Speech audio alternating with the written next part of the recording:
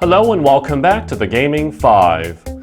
I might have done something very horrible. Something so horrible that I laughed more and more as I plodded along this adventure. Something that our favorite green tunic wearing hero's lack of dialogue made all the funnier.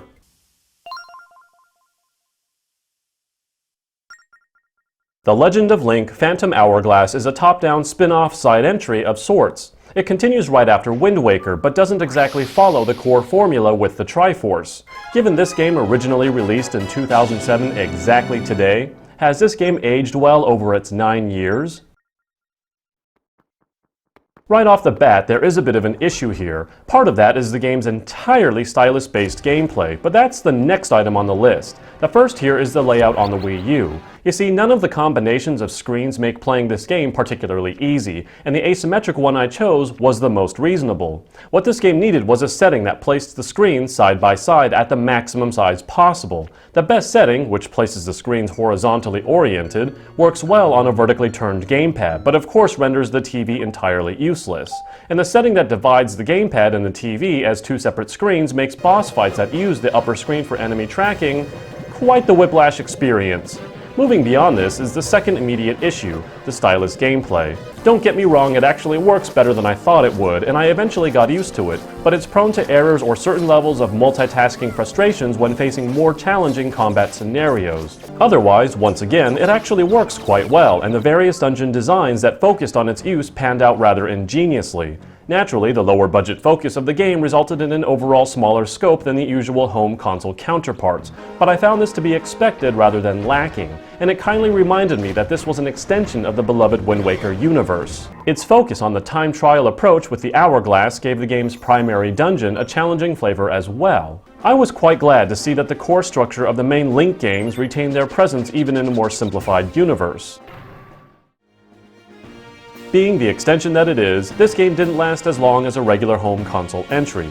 I expected these results, but it's worth noting nonetheless. The adventure matches quintessentially a larger Link game shrunken down into a smaller space. This means plenty of exploration is still possible, and plenty of things are available to collect, but they number far less than a full-on main Link entry. The biggest omission, though, was the lack of heart pieces, and while this came as a shock to me at first, I soon realized this should be the case overall. I now hope the new Wii U Link game uses whole hearts only to reduce that silly collectathon. While a staple of the series, I actually found it pleasant not to be on the lookout for heart pieces. A DS game from 2007 should be all that needs to be said. Given my reasonable expectations, however, I still looked for effort and stylization. Most of it has not aged too well due to the ridiculously low resolution.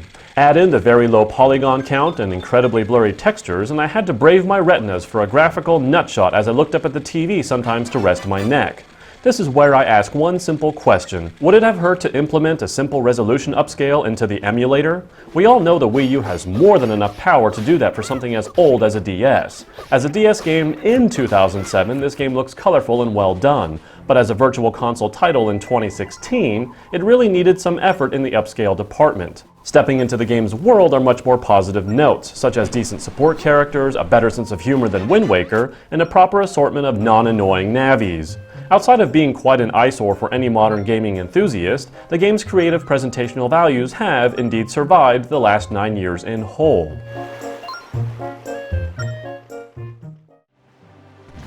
I'm reviewing the Wii U Virtual Console version of the Phantom Hourglass, and thus leveraging a bit of what it means to play a retro game on a modern system in the modern day. Some games survive in all aspects, and others not so much. In this particular case, not only is the translation via the emulator missing obvious necessities like side-by-side viewing and a much-needed upscale, but the stylus-based gameplay can be a turnoff for many who have an aversion to what is colloquially known as gimmick controls, aka doing anything more than pushing buttons. All that aside though, this game's core has survived. I only found myself more excited for the upcoming Legend of Link entry coming to the Wii U by way of tasting the unexplainable charm of solving dungeons, exploring, and collecting whatever it takes to vanquish the plague of evil no matter its size, shape, or form. I give The Legend of Link Phantom Hourglass an 8.5 out of 10.